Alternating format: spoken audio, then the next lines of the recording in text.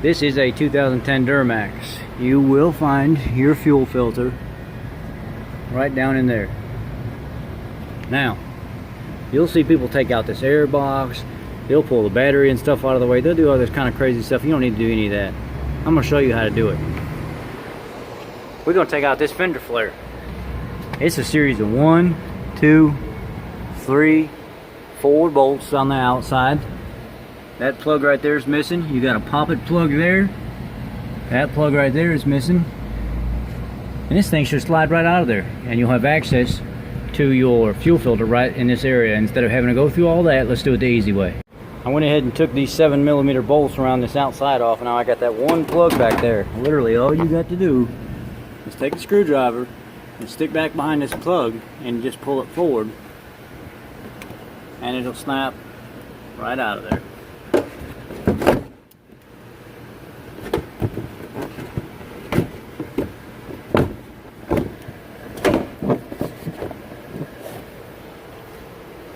Got one more bolt right down here. It looks like it's a 10mm. Let me get that out of there and I'll pull this fender flare out of the way. I'll be right back. There it is. There's your filter. Be careful when you unplug this here. It looks like somebody's already broke that tab. So what I'll do is when I go to put this back together, because this is a trade-in vehicle, I'll see if they'll want to replace this plug, but most of the time people don't want to replace this insert. So what I'll do is I'll run a zip tie through the center of this, around the top and back down so I can pull it together tightly. So I'll pull this out of here. You can spin this whole filter out or you can drain some of this out of there first. I recommend draining some first, but some people don't like that because you can strip this plug out. So what we'll do this time is we'll do it the way most people do it, and I'll just pull the whole thing out of there. So this particular filter here is a MicroGuard 33960. That's the fuel filter we're going to use. You can see the AC Delco part number is TP3018. Basically they want you to screw this filter on until it makes contact and then go a quarter turn and stop. So I've already broken it loose with this filter wrench here on the bottom. Normally I don't like to grab it here. Normally I like to grab it up at the top up here. But whoever put it on here last did a decent job and didn't over tighten it. So we'll go ahead and pull this off of here, and I'll take you over to the bench after I get it drained out. I'm just going to drain it right into a pan. I don't want to reuse the fuel that's in it, and we'll go ahead and pull this plug out of here and transfer it over to the other piece. So what I got going on here, I'm trying to get as much of the fuel out of it as I possibly can, so when I take it over there to the vise, I don't have to worry about getting stuff all over the place. But even if I do, it ain't no big deal. But you see I pulled the plug out down there, just let this thing drain. We're going to let it drain until it stops.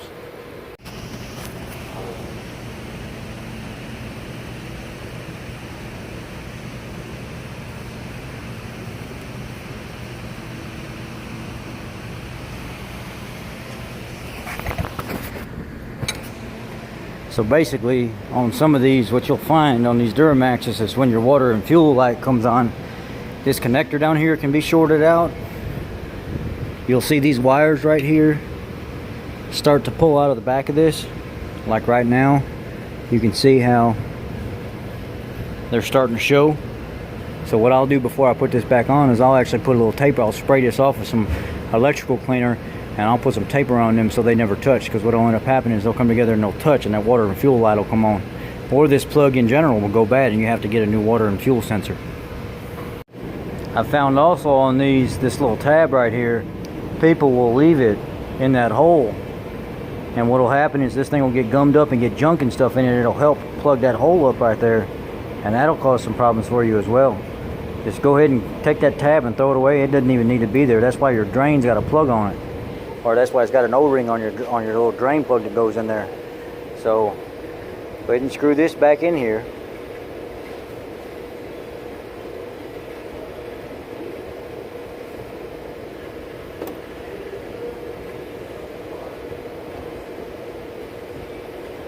And you see how I took that tape and I just wrapped it around one and then brought it around the other and stuck it together in the middle so they'll never touch. Or I hope they'll never touch.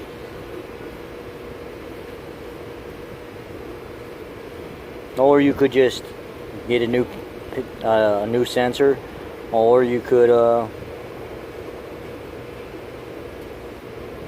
do it a better way than what I did, but that's sufficient enough right now. I just don't want those wires to ever touch. I'm down here in the south. We don't really get too many rusted, corroded things like up north, so I'm okay with this right here. I'm gonna go ahead and get this tight and put that plug back in there, and I'm gonna go ahead and fill this up with diesel fuel and stick it back on the truck, and then we'll pick up from there. So what I did was I went ahead and screwed everything back on. I took tape and I actually taped that connector down there back together. Now I took a 13mm and I broke this bleeder screw loose right here on top of this.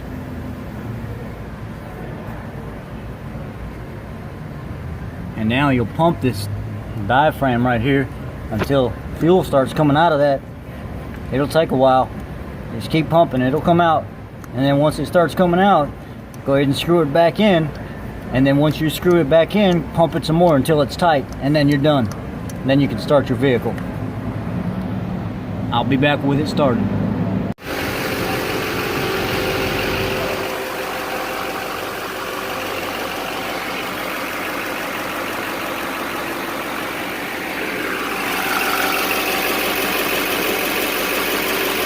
All right, I'm gonna put the fender flare back in. I'm gonna call this one good and get it out the door. Y'all be blessed. Thanks for watching.